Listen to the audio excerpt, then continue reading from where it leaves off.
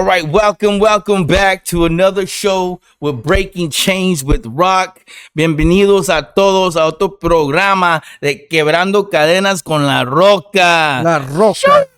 Everybody, this is my guest appearance here, Sergio Ericksen, aka Lyrical Shepherd, and he's here for another testimony. Another powerful testimony. If you're new to the show, basically, we're here to try to help people with anything from addictions or just things that they had a struggle to overcome that were hindering them from freedom or just being able to live a peaceful life. Amen. So, every story is different. Every story is going to touch different people. So it's an honor to have my brother here. It's a little bit different when you deal with someone that you know personally, someone that you've been through ups and downs with, half your life, and that are still standing strong with you today and part of your circle.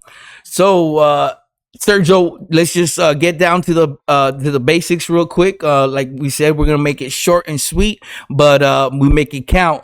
Tell us a little bit about yourself, brother. So, like you said, my name is Sergio. I go by Lyrical Shepherd. I originally came from Nogales, Arizona. I've been living here for 20 some years. And I just wanted to share, my testimony, and I appreciate you having me here. Like you said, we go back, so it's an honor to be here, still locking arms with you, So basically, I like to tell people, a big reason I do this show is to show how people overcome, addictions in different ways. Obviously, me and you came from a similar background. But the beautiful thing about it is we also got our recovery with the surrendering to God. Yes. And we know a lot of people that came into the sobriety and being non-believers, and this shows. I believe it's going to touch everybody, whether you're a believer or not. Yes. We don't judge nobody. Ever since I came into this walk with you, it's been a lot different. I feel like a lot of people kind of don't want to reach out because they don't want to hear about the Bible. They don't want to hear about how God is so powerful because they feel like they haven't received that love. But when it comes to our testimony together, it's something special to me because now that we're in this walk together, we get to tell people how we overcame this, not through something that we learned off somebody, but through experience, through the experience of getting blessed with the Holy Spirit. We attend the same church. Shout out to Zion City. Shout out to the Water Walkers. Yes, Lord. Brotherhood. It's such a special camaraderie that we have. I do feel it when people say you're going to lose a lot of people in this walk. And yeah, you're going to lose a lot of people in this walk. But I feel like me and you personally, we're super blessed because I feel like we gained more than we lost. Yes. Of course, we lost friends that we used to do, illegal substances with, we used to get drunk with or whatnot. But now that we're in this walk together, we've gained so much support. And at first, I was kind of iffy about it. I started attending Zion City last year in December, so it's gonna be the 1 year anniversary. And let me tell you, man, I'm still blown away. What 12 months has done for me. Like I said, I didn't get my sobriety. I got salvation. You got salvation. Yes. We sit next to each other at church, man. If we miss church, it's because we got work or we're attending a extracurricular activity for our kids, or But for the most part, we make it priority now. Yeah. What are your thoughts on that, bro? I feel like how you said, it had to take God in order for us to be able to be strong enough. And I feel like a lot of people don't come to God because they're afraid that they're not living that godly life yet. You know, they feel like, oh, I need to get clean and I need to be living this life before I can come to Christ. And that's not the real reason. You know, it's like God wants you how you are, because He's gonna fix you. You know, a healthy person is not gonna go to the doctor. It's only the sick. God's the same. You know, and I feel like how you said, you lose a lot of people. Your circle gets smaller, but that small circle, you get 3 friends, is like having 30 friends. You know, because it counts more, because they're there for you in a beneficial way. And like I said earlier, it's a blessing to be next to you, bro, because me and you, we've been in places where we never thought we would be here, you know, and to be here and experiencing like the Holy Spirit and doing it together, it's just a blessing, bro, to see our kids where we're at. And like just how you said, bro, 12 months, like everything you've done in 12 months, bro, like super proud of you, bro. You know, Likewise, brother. Likewise. Seeing you grow, bro, it's just an amazing feeling, you know. And who would have thought that last Christmas Eve, bro, would have been the day that we both would be walking this walk, you know? Yeah, man. And let me tell you, so that whole part, you know, where people, you know, mention, you know, God's gonna break you in order to make you. Mm-hmm. You know, these past few months, I've been going through you know, the healing season. You know, I had a couple surgeries done, and I was at a commission, man. I was at a commission, but you know, now it was different. Now it was time for me to get into the word, you know, because I would kind of, you know, push it off, you know. And I'm pretty much on the same in the same place as you are, as far as like, you know, we both have a lot of work to do, you know. We both got a long way to go, but I know that you feel the Holy Spirit, bro. I know that you feel days where you're not worried about it because you're leaving your problems in God's hands. Me and you, we used to be very similar. We used to get extremely frustrated. We both deal with like, I wouldn't say like too much anxiety, but maybe some anger issues. You know, you're my brother, bro. I feel comfortable talking to you about personal things because we can relate, and we've helped each other in the process. And let me tell you, when you were talking about us back in the day, I mean, we did things that, you know, we weren't proud of, you know. And honestly, when I used to hear people talk about this, man, I had no interest in it. So now that I talk to people about the path that I'm taking, and I see them in the situation where I used to be, now I get it, you know. Now I get it why it was worth the people's time that try to get me closer to God, to go ahead and try to bring people to Christ, you know. When you see your friends, you know, that are struggling out there, do you get the same conviction? Do you get the same feeling? Yes, bro. And excuse me. As a matter of fact, last week I bumped into one of our friends. I think we know who we're talking about. And it hurt, bro. It hurt because you get to see how lost somebody is, and you want them to experience this life. You know, the Holy Spirit. It's an amazing feeling, and to know somebody that you love that is lost, and you're trying to give them, like how I told them, I'm trying to give you a superpower. You know, if somebody came and they told you, I got a superpower and it can make your whole life better, you know, and you know that it was going to work 110%. You would take that superpower, you know what I mean? But like when it comes with God, people are kind of like standoffish about it because, like I said, people are not ready. You're scared, you know, because for me, it was a reverence for God, bro. Because I didn't want to be like, oh, I'm going to be godly and then I know what I'm still doing out there, you know? So it was kind of like, I'll just wait, you know, because I didn't want to disappoint God, you know? But I'm not going to say I'm perfect because I still make mistakes still in this walk, you know? But now God gives me discernment and he gives me grace, but at the same time he lets me know, like, okay, this is where you need to fix yourself, you know. Right. So let's get into detail real quick, bro. So obviously everybody that's watched the show before knows a lot about my history. Like, would you be okay to elaborate with things that you struggled with? Yeah, I mean, I struggled with a lot of things, bro, like drug addiction. I struggled with being a womanizer. I struggled with, at some point I was homeless. I was on the run. Like, I struggled with a lot of this.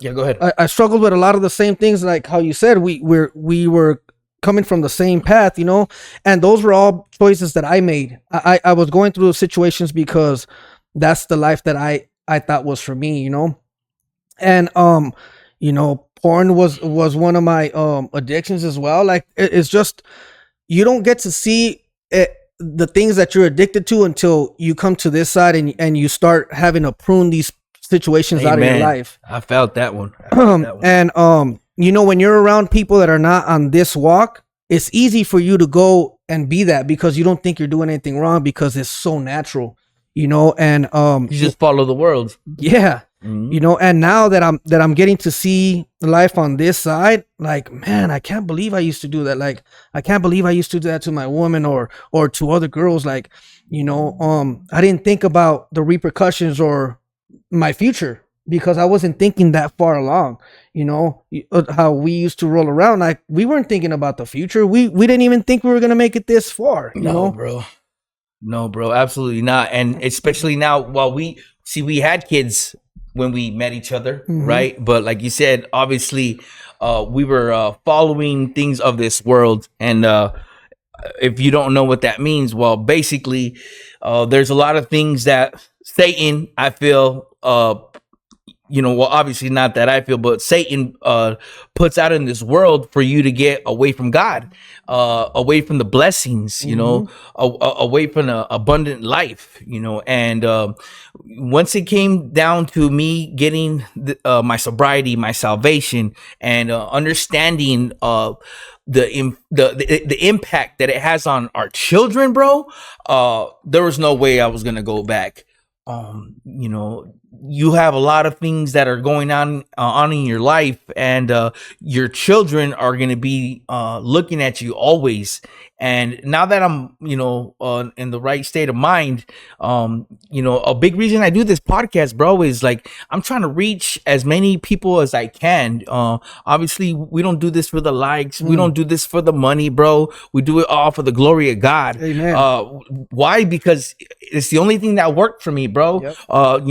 I used to, I used to try to tell people my problems that weren't able to help my circumstances. I had to go to the one that has authority. I had to go to the one that's your counselor, your teacher, your best friend, your father, all the above. I mean, the list goes on. I'm so at peace right now. There's so much that I have to remind myself to be grateful for. And one thing that I won't forget, bro, is the amount of friends that we lost to this addiction.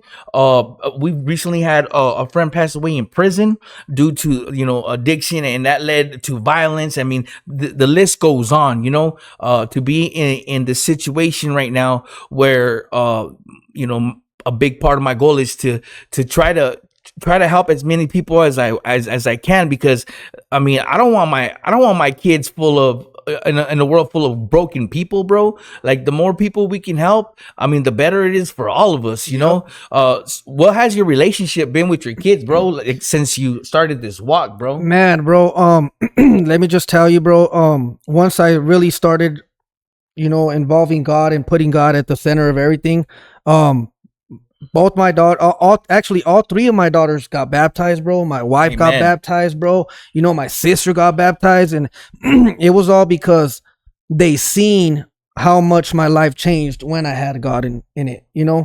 Once they started seeing the consistency in my walk, they started asking more questions, being more curious, and that was a blessing, because at the beginning I didn't know how this was gonna play out. So I was telling my wife, hey, you need to get baptized, and one of my brothers told me, you can't force people to come to God. And that's the thing, bro. Like, to come to God, it has to be your choice. You know what I mean? Because God's not gonna force you to do anything. He gives us grace, right? And he gives us the choice. Once you make that choice and you see how much God changes your life, it's incredible, bro. You're never going to want to go back to that other life again. But I feel like that's what's lost in translation when people think like, oh, I've been walking this walk for a month, and they're expecting like all these changes, like God's timing. That's what I had to learn. God's timing. Like, we want things on our timing, and that's not how it works. Because we could get blessed on the wrong timing, and we won't know what to do with it. You know, and God is never late. He's always on time. He knows when we're going to be ready for the blessing. But yeah, just seeing my kids, my family, and even you and your kids, bro. Like, you know, I got a friend that you know, he gave himself to the Lord, and all he was praying for was for his kids' innocence. Right. You know, and for somebody to think about that, bro, it's like, it's huge, man. Huge, bro. Huge. Especially coming from the lifestyle that we came. We never thought about that, you know. And bro, seeing him and the transformation in his family, it made me want to come. And that's the reason why I started this walk, you know, and this, my brother, and salute to him, you know what I'm saying? Yep. And because of him, I was able to be here, bro. And I was able to kind of just put it in your ear, you know, like that day when we were at service, and they said, we're going to hand you a card and invite one person that you think that you would want to come. And the only person that came to my mind was you, bro. I didn't know how you were going to take that, but I took that chance. Thankfully, by the grace of God, bro, it worked out, you know, because God knew the plan, bro. And he planted that seed, and look at us now, bro, you know? Yeah, it's amazing, man. It's literally been about a year since I got out of rehab, and the next day was opening day at Zion City. And here we are. Now I serve with you. We're both ushers at the church.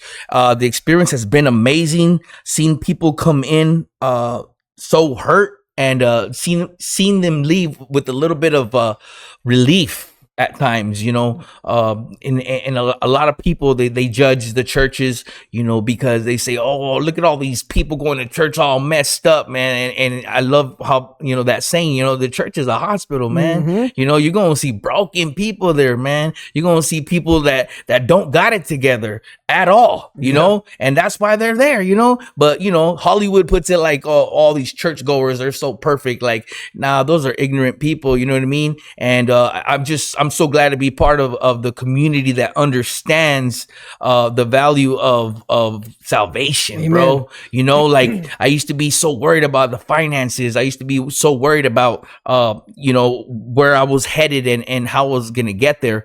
You know, I just seen something the other day, you know, and I love it, man. It said, stop telling God all your problems and start telling your problems about God. Ooh. And whew, man, that just blew me away, bro. You know, stop taking everything for granted. You know, be grateful that you have a beautiful family, bro. Be grateful that you have you know, you got your things set in place to where you can attend and be a part of service.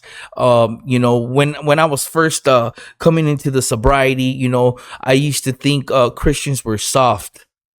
You know, I used to think they were soft, and let me tell you, man, the Christian brothers I have, bro, they're the toughest people I've ever met in my life, bro. They are the toughest, like, I mean, rock solid, tough individuals, bro. And we're all broken, and we're all going through problems, but yet they still have it in them to embrace, you know, to embrace you, you know, to take you in with open arms, you know, to make you part of the group, you know, of the group therapy.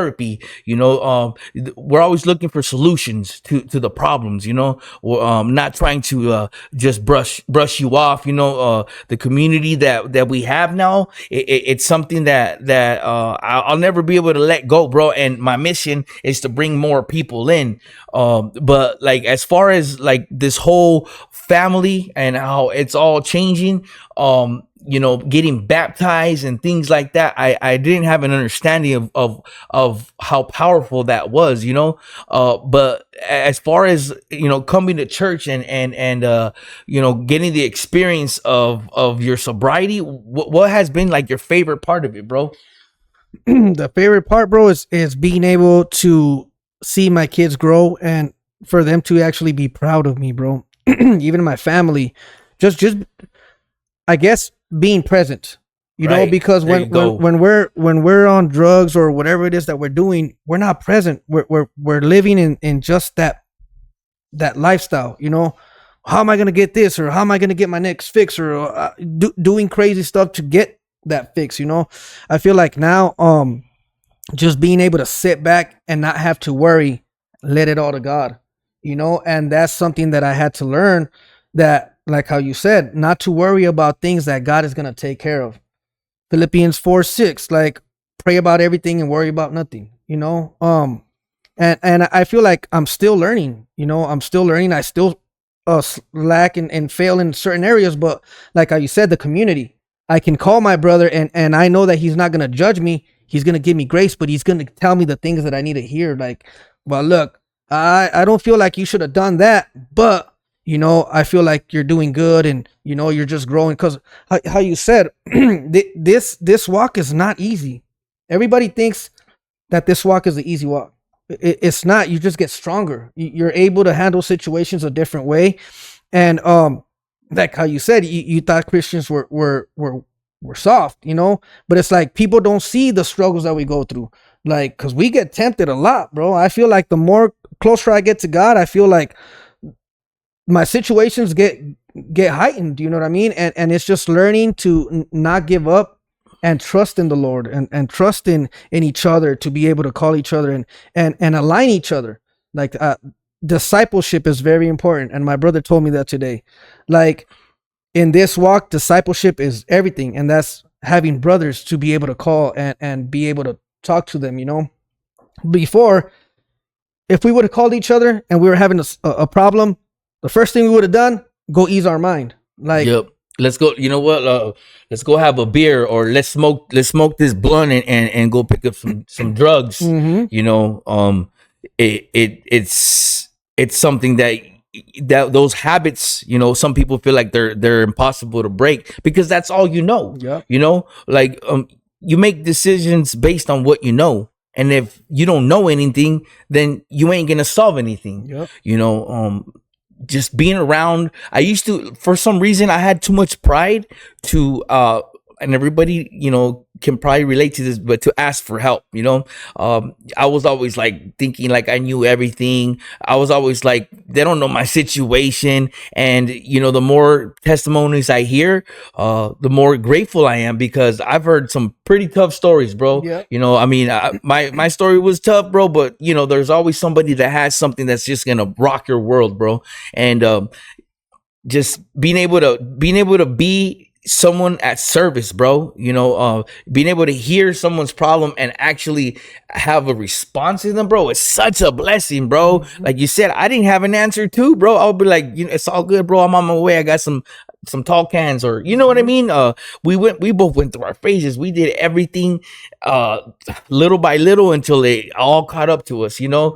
I mean, you went to prison, right? Mm-hmm. And I was out here loose, still running amok. And when you came back, if I would have been in this walk, it would have been a little bit different, and then I got lost out there, and when I came back, you were in this walk. So guess what? Bam. Yeah. You're pulling us, you're pulling all your people in one at a time, and that's why I think it's so important to hear somebody's problems, like people be hitting me up, and it's just one individual, and a lot of people blow them off like I don't got time for it. And honestly, it's like kind of like being like a sponsor, but in another position or whatnot, because it's not necessarily like NA or AA, but when people hit me up with their problems, like it's such a blessing, bro, to be able to have an answer for them. We're not gonna have all the answers for them, but reading the word, reading the Bible,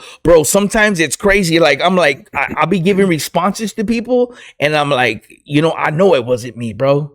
God. I'm like, there's no, and they're like, bro, like there's people that hit me up and they'll be like, I really needed that, bro, and I remember, hearing stuff and watching stuff and thinking the same thing about other people that I would hear, so I mean, it never gets old, bro. It never gets old. There's so many struggles out there. There's so many different addictions, and not only addictions to substances, but people that deal with not being able to break out of a relationship with domestic violence. We both had issues with violence. We were both very violent people, bro. I mean, I don't necessarily have to get into detail, but me and you did some awful things together, Yes. bro. Extremely violent things, bro. And to be able to like just brush off even road rage, bro. Because I know we go through it, where Yep. everybody's especially I don't know if it's a Tucson thing, man, but the road rage here is off the hook, Yep. bro. And that's how little things like that, just show you your growth, bro. Your growth, it's just it's something that I can't wait, bro, to get the ball rolling and to bring some females in here, so everybody can get different perspectives or whatnot on everything that they're dealing with in life. But can you let the people know what was the whole reason of the whole start of your addiction? Like, what went wrong, bro? So I feel like my turmoil, bro, started at a young age. I had a very tumultuous life. But as a youngster, I went through. I'm not gonna say I had bad parents, but I did go through some very traumatizing stuff. And once my parents got divorced, I feel like I was trying to find a coping mechanism. And when you start experiencing, it was with the weed first, and then drinking, and that just started snowballing Right. to where a point where I once I started doing those things, I started meeting people that were doing those type of things, and they were more advanced than me, so they were showing me, hey, well, why don't you do this? And it was cocaine or it was ecstasy pills, and it just, the people that I was surrounding myself with, I feel like had a lot to do with me gravitating more towards that lifestyle. But like I said, bro, I was addicted for maybe 20 years. Right. Same here. Yep. So it's like I went through a bunch of stages, bro. Like, and I feel like that I had to go through that to be able to get to this. Because I know what that life brings. I know what that life feels like. And now I know what this life feels like. And I'll never go back to that because I know where it leads. And I feel like a lot of people don't understand that this is the right way, and like we were saying, it's easy to live in a life where you're comfortable, and you could be, you don't want to be comfortable in this life because you always want to be growing and evolving. Yep. So, but yeah, like my addiction, like I started young with weed. I would see my uncles doing something different and smelled different than what my dad used to smoke. He used to smoke cigarettes, so I knew it was something different. So I started with that. Then I always had cousins that were older than me, so they were a little bit more hip to other things, and so experimenting was my downfall. I always wanted to fit in, so I wanted to do things that other people were doing, and then I started living that life of trying to fit in. So like I was doing things that I maybe wouldn't have done if I wasn't trying to seek that lifestyle. But like I said, bro, everything happens for a reason.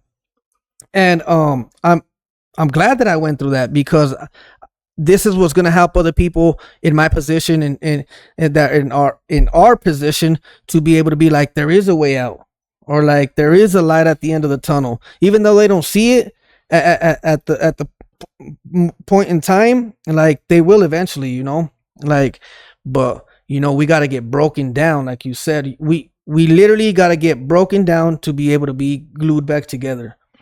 And for people that really know us, like they're really gonna feel this because they know the old us, they know the people that we used to be. And I'm just so thankful that God still showed me grace even after all the things that I did, after all the people I hurt, even my family, bro, like forgiving me for the things that I did to them. Right. To my friends, like I was doing a lot of people wrong, bro. And for them to show me grace and for God, like, it's cool that people forgave me, but for God to never shun me out, I feel like that's where I'm so thankful of, because with the things that I done, I never would have thought that God would still show favor in me. And that's what it is, favor. God shows me favor. So talking about how you grew up, right? And now that you you're a dad and you have experience with that, you know, and knowing the importance of who your kids hang out with, you know, like just recognizing the music they listen to, you know, it's something that's been brought to the light to me, bro. Me in my sobriety, hearing the music that my kids listen to, and when I really break it down, you know, taking the beat off and printing out the lyrics and being able to identify why kids lash out, you know, why they have the behaviors they have. You know, I've heard a lot of people in sobriety, and that's cool. Everybody has their own opinion. But in my opinion, what you listen to is everything.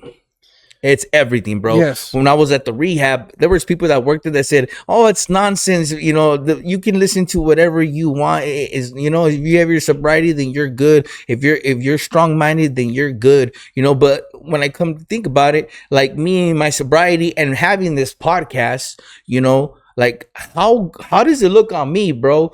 Listening to music that glorifies drugs, alcohol, womanizing, that glorifies people getting all messed up, you know.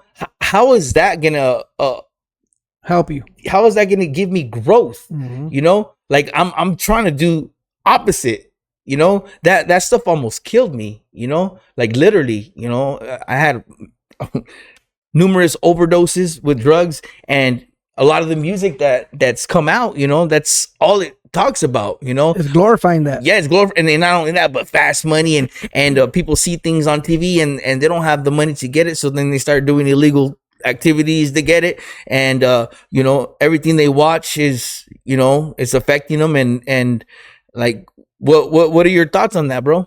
I feel like how you said is very powerful. The music, you know, it makes kids think that it's cool to do it. Oh, well, this guy's doing it, or like, you know, he's talking about doing drugs and going to clubs and doing all this, and it does have a lot to do with it. Music is very powerful, you know. Like a brother told me, bro, it's like, have you ever listened to a song that you used to listen to in the old life, and you start thinking about all the things you used to do? Or how many times were we rolling around listening to a song to hype ourselves up to go and do some dirt, literally, like Tupac, and just the energy of the music, and we didn't know. We're just, you know, but that was hyping us up to go and do that, bro. Like, and even now that I, you know, when I'm having a bad day and I go and I listen to worship music, I forget about what I was worried about, you know, because I start remembering and I start appreciating God because it starts speaking to me, you know. So if you're listening to things that are talking about being a cheater or cheating on your girl or having 2-3 women or having these cars and having all these things, then your mind starts wandering towards that, towards that side, you know. And music does have a lot to do, you know. And like, even with my kids, like with my daughter, she's 11 now, and it's like sometimes she be listening to music and I gotta tell her, like, you can't, you know. And she gets upset because she doesn't understand. Yeah. And just like I didn't understand, so I got to give her grace. But, you know, I got to tell her, like, that's not what we do, you know. So with me, what I started doing, I said, okay, me and you are going to make our own music. So that way we can listen to our own music, you know. And now the beauty of having her on a song with me, that's already like a blessing, you know. But now that we're doing a song for the Lord, like, that's untoppable, you know what I mean? Amen. But yeah, music definitely has a grab on people, you know, because, you know, it glorifies the things that don't glorify God. Another thought, bro, before I forget. So throughout these years on addiction and substance abuse, what was the hardest thing for you to overcome? Like, as far as drugs, like what particular drug? For me, it was the pills. The pills. Yeah, the Percocets. Because I was so strung out on them that I didn't think I had a problem. Right. You know? And my biggest excuse was, oh, it's because I need them. You know? And then I feel like it was harder for me because a lot of the people that I was around, they didn't know that I had that problem. They just thought I was a casual, but bro, I'm telling you, there's times that I can remember going to wherever I'm getting these things at and feeling the worst ever, bro. Like stomach hurting, getting the chills, like and it was so easily accessible for me that it was easy for me to go get them, you know? And but that had such a clutch on me because it made me feel good and I forgot about everything else. Right. You know? And especially I think for the pills, like we're talking about the American Percocet, Yes, right? no, Because people a lot of people don't know when they hear, you know, the Percocets, the blues, they think the fentanyl blues. Yeah. So you're talking about the regular actual the 30s. oxycodones. Yeah. That thankfully, bro, for me, I never got to experience that fentanyl stuff. I was already out of that circle by the time that those things came into effect. But it was still hard. Extremely hard. Yeah, because everybody had them. And then another thing, because I was on those for many years, and I felt that being on those oxycodones, like you didn't get violent on them. They like literally made you chill, right? Yep. And obviously you get immune to them. You know, it's not like when we used to drink together and do coke together. We would get crazy, bro. Yep. We were physically fighting people. You know, like man. It's so crazy, you know, how all these different drugs and alcohol have a different effect on you. But I definitely feel you on the oxycodones. Like a lot of people can't tell that you're on them because it's crazy, bro. I used to know somebody that was on them. They used to work at a call center, and they didn't have no back problems, no pain, no nothing like that. But somebody, their neighbor at work got them hooked on the 512s. 5 milligram oxycodones, and to them they used to call them happy pills. Yep.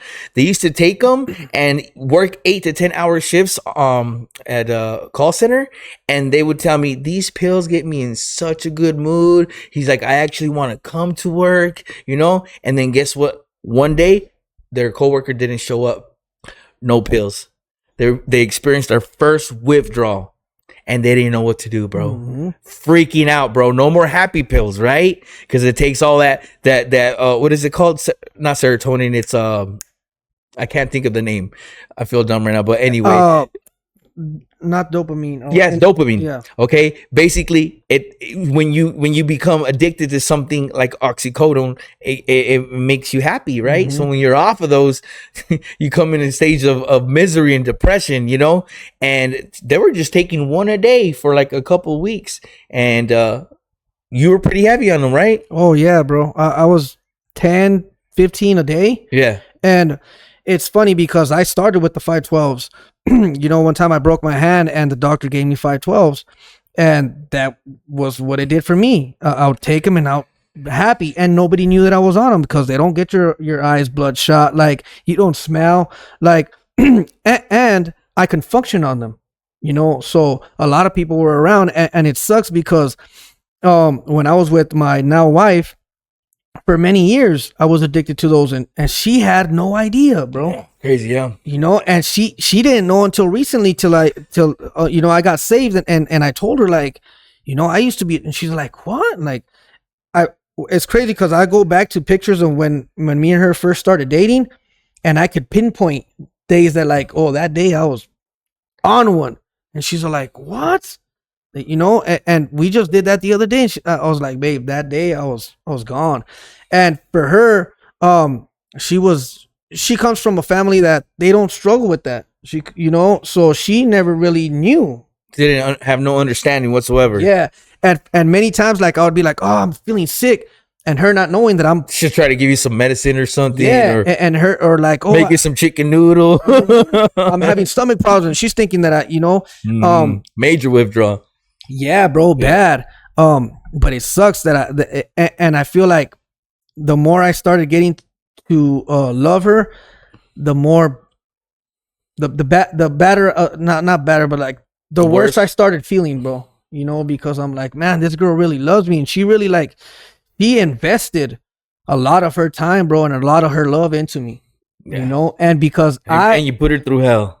Yeah, and because I was loving this thing so much that I wasn't appreciating her or giving her the love because I was too focused on this. Yeah, it's crazy. Yeah. It's crazy too. And one thing I just, want to mention is the part of lying to everybody because you got to get the next fix. Yep. Just manipulation, bro. Like the freedom you get now from being sober, bro, and not having to lie to everybody, your girl, your kids, your co-workers. It could be simple as something that you worked 8-hour days and you're like, man, like they want you to stay extra, but you're like, I'm trying to hit the bar. Yeah. Like you don't even know it. People say, oh, I'm about to get off work. Like it's time for a beer, and really they're withdrawing. It's time to get your next fix. Such a blessing to be able to be a man of integrity. Yes, and walk with your head high. You know what I mean? And even being sober, people struggle with lying. Of course, everybody does. Even the little, what do they call them, white lies, little small lies. But I feel like we're getting to a point where life is getting real. And we came to a realization that it's not gonna help us, and just keeping it authentic, transparent, bro, is where it's at. Yep. We start seeing the deception, right? The deception. And I feel like a big part of me and my rehabilitation was my wife. Right. Like she had a lot to do with it. You know what I mean? I got to a point where I was just tired of hurting her, bro, and all she did was love on me, bro. And she's the person that taught me about love, and God is love, bro. Like, so I feel like God put her in my life at a moment where I was kind of like teeter-totting. Like I love the life, but I was kind of like getting tired of it. One foot in, one foot out. Yeah. So it never works like that, bro. And I knew I wanted to change, but I wasn't ready to. Yep. So it was just like, and for a couple of years, bro, like, I just wasn't ready, bro. And until one day, she caught me, bro. And the look in her face. What did she catch you doing? I was smashing a pill. So what I would do, bro, like every time we would go on a long trip or we're going to go do something, I would be like, all right, let's go get ready. And we would get in the car. And my excuse always was all like, oh, damn, I forgot something.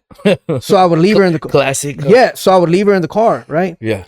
So then I would go into the house and smash in, because like I said, I'm going to go back. She's not even going to notice. Like, she's not going to smell me, like nothing, So one day she caught on, bro, like, her discernment. Yeah. Now that I look back at it, is God was discerning her. Like she got off. It was all part of the plan. And man. I didn't lock the door. I was I was hurting. So I had just got him, like we were getting ready to leave, and I didn't get to do it. So I was like in a rush, and I was in a rush. I didn't lock the door. And bro, the look that she gave me just made me feel like worthless. And knowing that this girl loves me, like just that look, bro, I was just like, you know what? I don't want to do this no more. You know what I mean?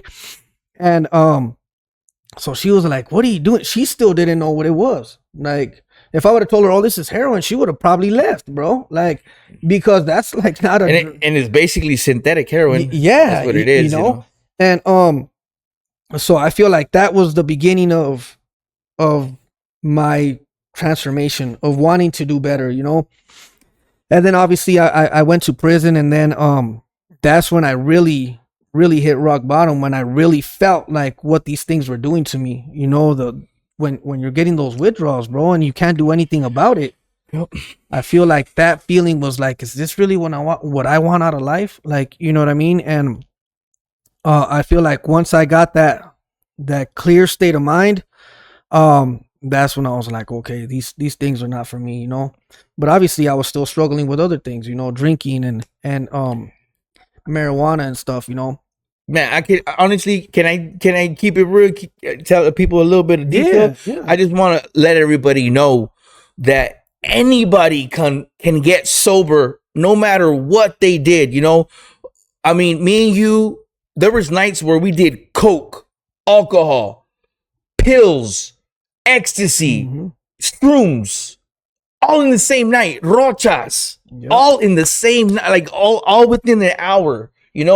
We put all this poison into our body, you know, and we'll be up for a minute. And not only that, but that got us involved with illegal activities, making fast money. You know, we were out there breaking all rules, bro. Yep. We had no respect for anybody, bro.